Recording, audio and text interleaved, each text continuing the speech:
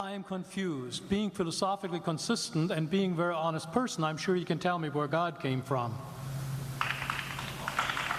And in addition, once you've told me where God comes from, please try to clarify how you can figure that a spiritual force can have an impact on a material universe to create it.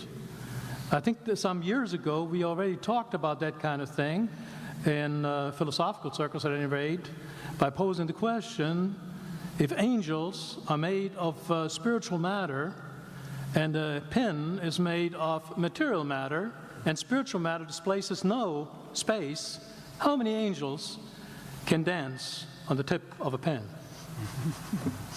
I have a sense of sort of reversal experience here, but please do, go ahead. You got 5 minutes. Now, I just want to know which question. That's all right. You may take the rest of the minutes. We're supposed to do one question at a time. Which one would you like?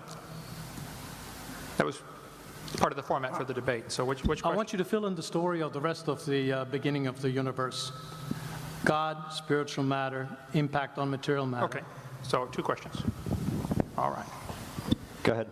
All right, your question, where did God come from, assumes that you're thinking of the wrong, obviously it displays that you're thinking of the wrong God, because the God of the Bible is not affected by time, space, or matter. If he's affected by time, space, or matter, he's not God.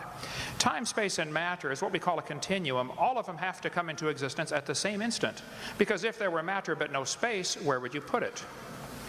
If there were matter and space but no time, when would you put it? You cannot have time, space, or matter independently. They have to come into existence simultaneously. The Bible answers that in 10 words. In the beginning, there's time.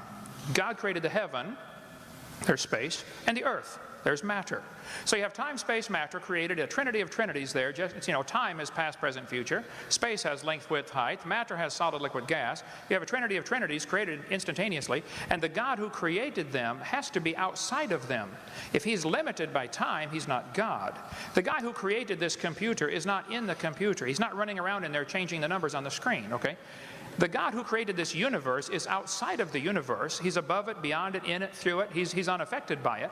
So the concept that a spiritual force cannot have any effect on a material body, well then I guess you'd have to explain to me things like emotions and love and hatred and envy and jealousy and rationality. I mean, if your brain is just a random collection of chemicals that formed by chance over billions of years, how on earth can you trust your own reasoning processes and the thoughts that you think? Okay, so your question, where did God come from, is assuming a limited God. And that's your problem. The God that I worship is not limited by time, space, or matter.